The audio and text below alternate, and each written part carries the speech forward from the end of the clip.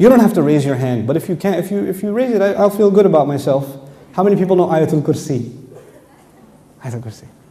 The last example of the evening I want to share with you is Ayatul Kursi. Okay, we're going to recite it together. أعوذ بالله من الشيطان الرجيم.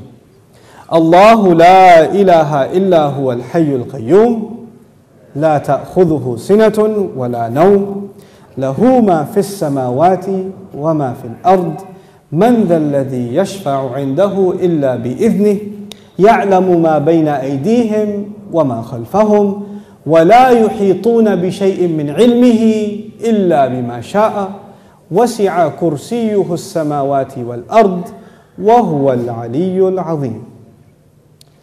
Ayatul Kursi is made up of 9 sentences. Ayatul Kursi has 9 sentences. I'll walk you through them. Allahu la ilaha illa huwa al-hayyul qayyum, number 1. La ta'khudhuhu sinatun wa la nawm, number 2. Lahu ma fis samawati wa ma fil ard, number 3. What's number 4?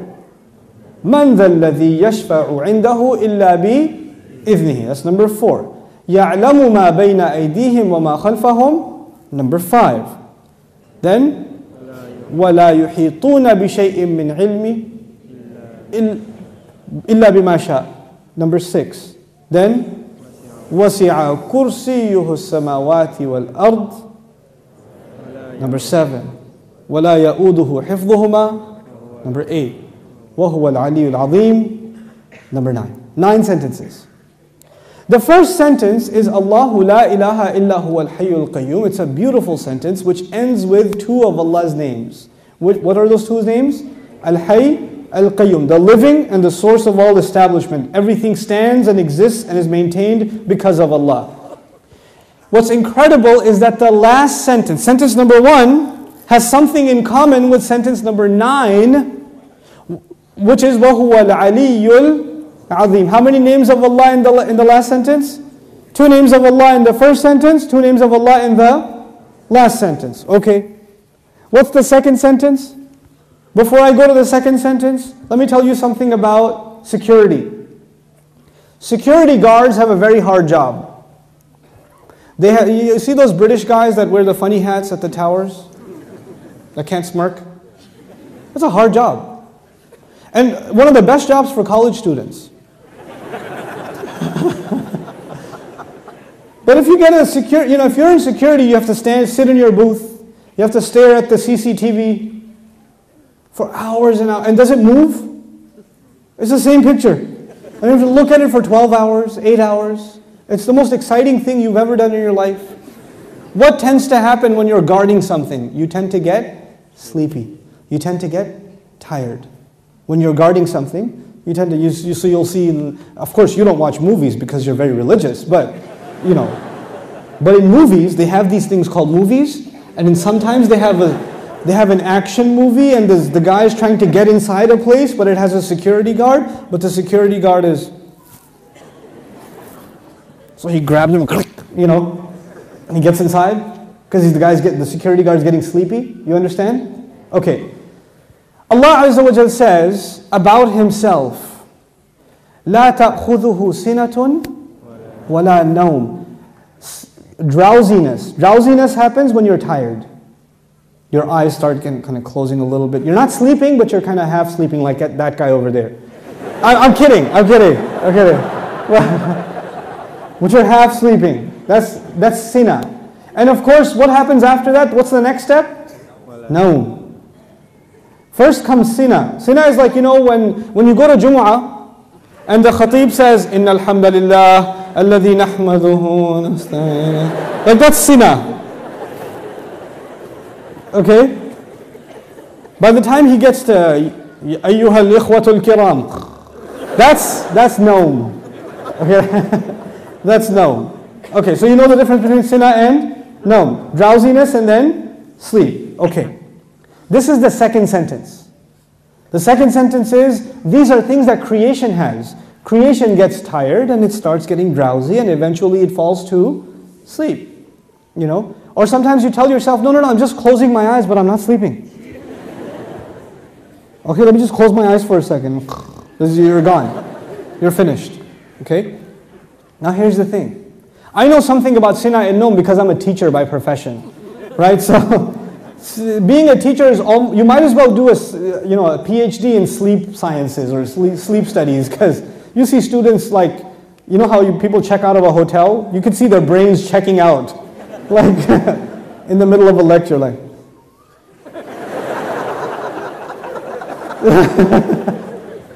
It's the best. This is the second sentence about sleep, about exhaustion and sleep, drowsiness and sleep. What was the second last sentence?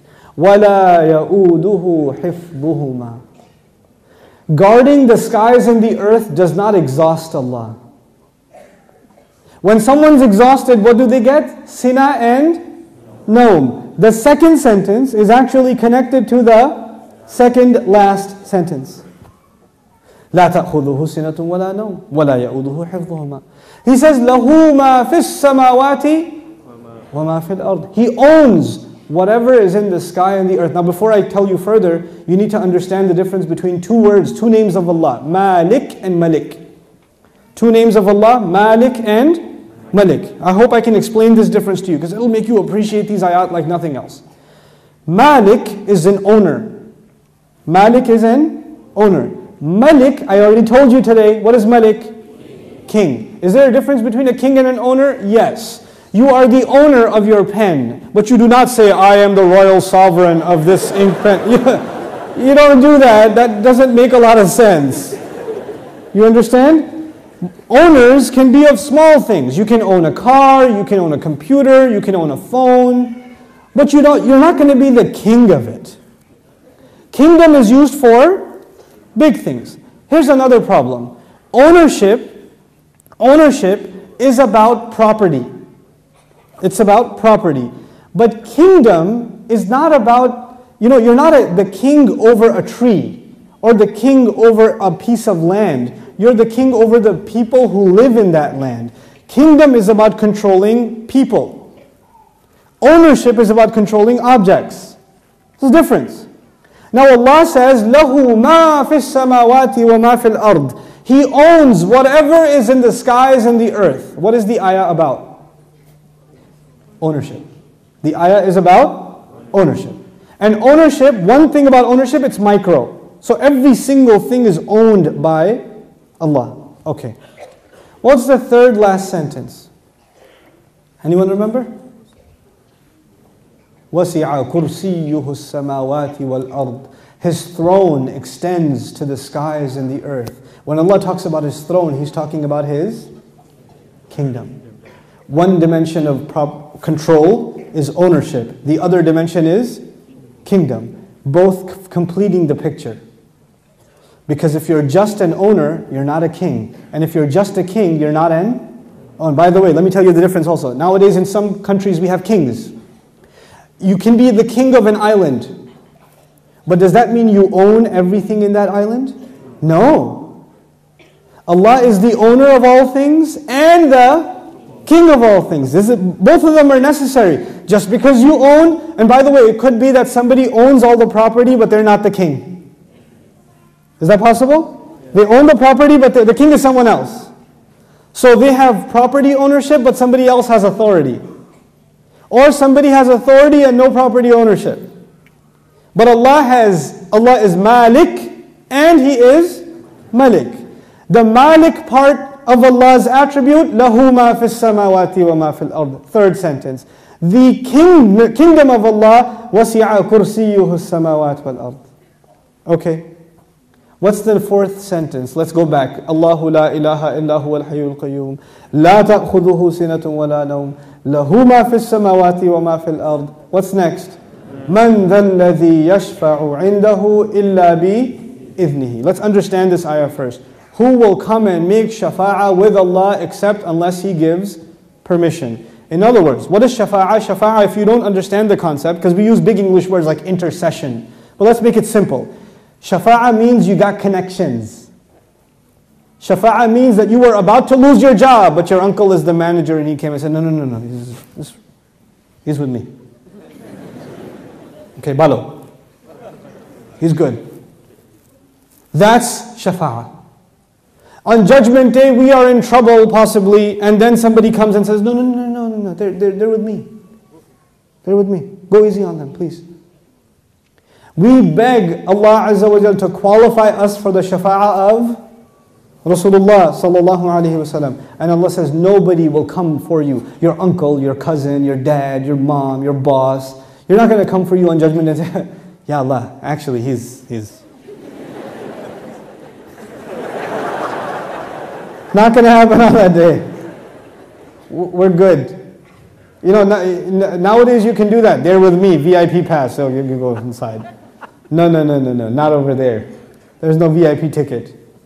Except, the only exception is if Allah gives permission. So this ayah is about nobody having any authority unless Allah gives it to them.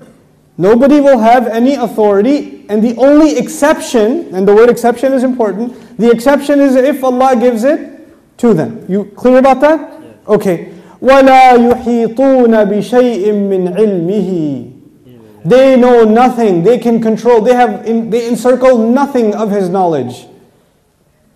إِلَّا, except بِمَا شَاءَ. The fourth sentence and the sixth sentence are both about a statement about Allah and the only exception. The statement was, nobody has authority to make a case except whoever Allah gives permission. They have no knowledge except whoever He wants to give knowledge to. Otherwise they know nothing. وَلَا يُحِيطُونَ بِشَيْءٍ مِّنْ عِلْمِهِ إِلَّا بِمَا شَاءَ. The fourth and the sixth sentence are correlated. The first and the ninth, the second and the eighth, the third and the seventh, the fourth and the sixth. What's left? Middle sentence? Yes. He says, يَعْلَمُ مَا بَيْنَ أَيْدِيهِمْ وَمَا خَلْفَهُمْ. Oh my God, He says He knows what is ahead of them and what is behind them. And He knew what is coming ahead in the ayah and what was behind in the ayah. He put in the middle of it is, I know what's ahead and I know what's behind. Who speaks like that? Who speaks like that? SubhanAllah. The way in which Allah talks, the way in which Allah delivered this speech. And I want you to be cognizant of a fact. The fact is, we now read the Quran as a book. We read it as a text. We say sentence number 1, 2, 3, 4, 5, 6, 7, 8, 9. Did the Sahaba do that? Did the Rasul himself, sallallahu alayhi wa sallam, says, look at sentence number 1 and sentence number 9 and 2 and 8 and 3 and 7? No, because he was just what? Speaking. He was speaking the Quran. We are able to see these things when they're put in writing. The Quran was so perfect when it was being given in speech. And which has more possibility of mistake? When you write something or when you say something? Oh man, when you say something, it's hard to take it back. Especially if it's on YouTube. That's hard. But if you're writing a nasty email, then you can, before you hit send, erase that and just say Eid Mubarak and then send it. You have a chance to take it back.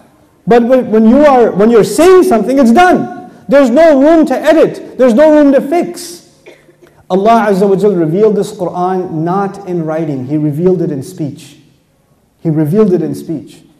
You know, I've sat with linguists, non-Muslim linguists, and I've shared some of these things with them, and they refuse to believe that the Quran is spoken. They refuse to believe it. They say it has to be written. It can't be spoken. I was like, you're right, it is written, just not in this world. It is written. You know, it's fi lawh al-mahfuz. It is written. But it was given to Rasulullah as speech. So it would become very clear to anybody who listens, this cannot be from a human being.